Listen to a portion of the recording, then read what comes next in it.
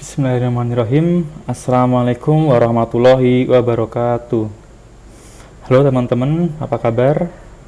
Alhamdulillah, semoga baik-baik saja. Kembali lagi pada mata pelajaran pemrograman dasar. Sebelum saya sampaikan materi selanjutnya, saya akan sampaikan dulu apa saja yang kita bahas kemarin. Nah, di video sebelumnya kita telah tahu bahwasannya pemrograman dasar itu adalah sebuah ilmu yang mana kita akan belajar untuk menjadi seorang programmer. Kemudian programmer itu ngapain sih?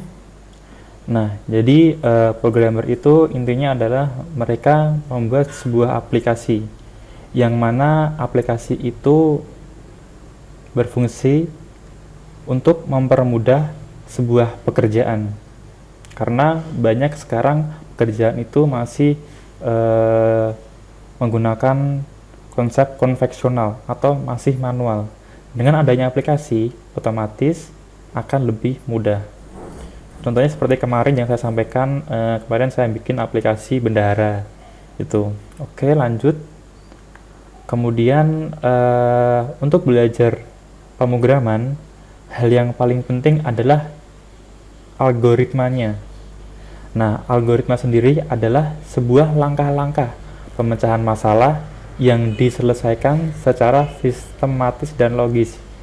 Jadi, algoritma itu ada masalahnya dulu. Ada masalah, kemudian ada langkah-langkahnya. Oke, lanjut. Pada pertemuan kali ini kita akan membahas lebih soal algoritma. Jadi, algoritma itu terbagi menjadi 3 macam. Yang pertama itu adalah sequence atau berurutan. Contohnya itu adalah algoritma memasak, seperti yang kalian buat sebelumnya. Kemudian ada selection atau pemilihan. Contohnya itu seperti algoritma memakai baju. Nah, kenapa kok memakai baju itu selection? Karena gini, ketika memakai baju sekolah, pasti tiap harinya beda. Misalkan hari Senin pakai OSIS, hari Rabu pakai batik. Nah, inilah yang dinamakan selection, pemilihan baju sesuai dengan harinya. Nah, kemudian ada lagi contohnya mau makan. Nah, kenapa kok mau makan itu masuk kategori selection? Ya karena gini, saya lapar, berarti makan. Saya tidak lapar, berarti tidak makan. Kemudian yang ketiga ada looping atau perulangan, yang mana pada proses ini langkah-langkahnya itu diulang-ulang. Contoh dalam sehari-hari itu adalah proses makan. Jadi kan kalau kita makan kan kita akan memasukkan nasi ke dalam mulut terus sampai kondisi kita kenyang atau kondisi jika nasinya habis. Jadi kesimpulannya adalah looping itu langkah-langkahnya itu diulangin. Kemudian langkah yang diulangin itu akan berhenti ketika kondisinya terpenuhi. Nah, kondisi yang terpenuhi ini di dalam makan adalah ketika sudah kenyang atau ketika makanannya sudah habis. Nah, itulah tadi 3 macam algoritma dalam kehidupan sehari-hari. Oke, untuk memperjelas apa itu algoritma, ada contoh lagi. Di sini ada sebuah masalah yang mana ada dua gelas A dan B, di mana gelas A ini berisi air kopi dan gelas B ini berisi air susu. Nah, pertanyaannya bagaimanakah caranya agar isi dari gelas A ini pindah ke gelas B, kemudian isi dari gelas B ini pindah ke gelas A. Caranya adalah kita siapkan dulu gelas C, yang mana gelas C ini adalah gelas yang masih kosong. Kemudian isi dari gelas A ini kita pindahkan ke gelas C. otomatis isi gelas A ini akan kosong. Kemudian isi dari gelas B kita pindahkan ke gelas A. Kemudian gelas B akan kosong. Selanjutnya yang terakhir, isi dari gelas C kita pindahkan ke gelas B. Nah, dari sini proses atau langkah-langkah menyelesaikan masalah memindahkan isi gelas A ke B, B ke A selesai. Nah, inilah yang dimaksud dengan algoritma tadi. Nah, algoritma ini termasuk algoritma sekuensial atau berurutan. Oke, lanjut. Mengenal apa itu variabel. Jadi, dalam sebuah pemrograman itu ada namanya variabel. Variabel itu adalah wadah untuk menampung. Dalam kasus sebelumnya, yang ini memindahkan isi gelas A, B, C ini adalah variabel. Karena apa? Dia adalah wadah yang menampung isi dari air kopi sama isi air susu. Nah, itulah dimaksud dengan variabel atau wadah. Oke, lanjut. Selanjutnya kita akan belajar langsung ke pemrograman. Jadi pemrograman itu sebenarnya ada banyak bahasanya. Ada Pascal, C++, PHP, HTML, DLP, pokoknya banyak. Nah, pada materi dasar pemrograman ini saya akan mengenalkan apa itu pemrograman Pascal. Nah, coba dari teman-teman install aplikasi ini Pascal NID itu di Android kalian. Coba cari di Play Store.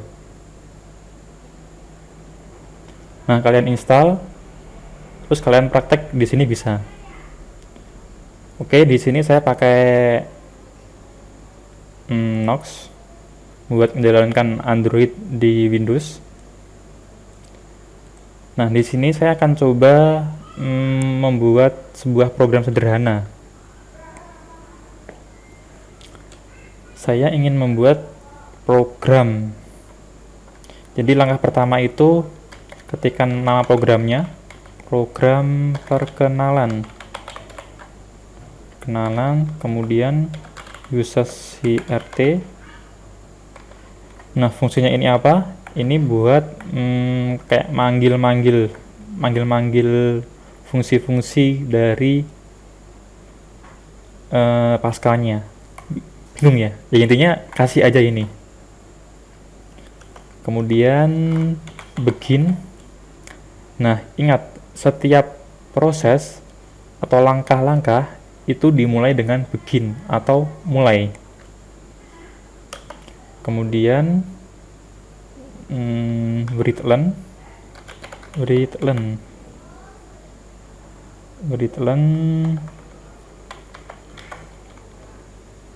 halo.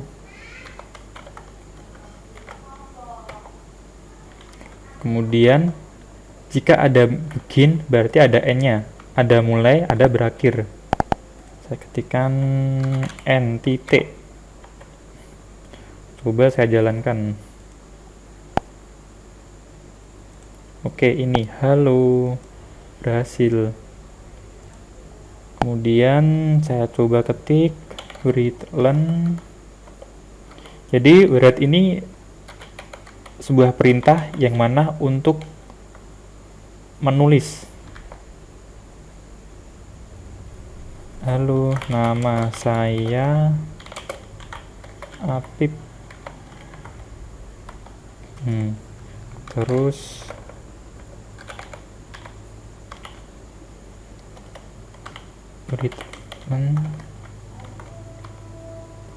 saya ganteng.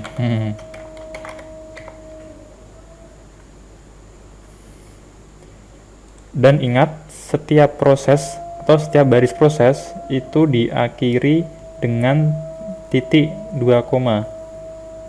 Misalkan saya hapus ya, nanti error, compile error di line 5 berarti ini, terus sebelumnya ini berarti di sini kurang. Terus saya running lagi. Oke, berhasil.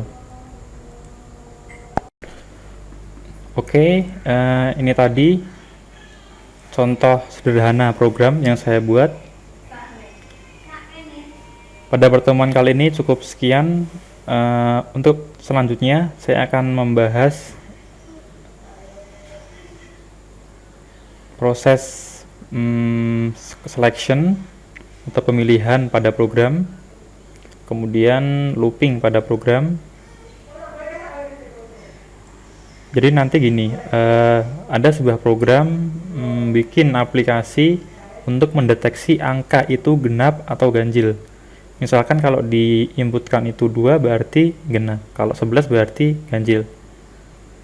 Nah itu selanjutnya saya akan bahas itu. Silakan teman-teman explore sendiri bagaimana caranya, codingannya bagaimana, di internet banyak. Dan perlu diingat ketika belajar pemrograman itu jangan terlalu fokus untuk menghafalkan codingannya atau sintak-sintaknya.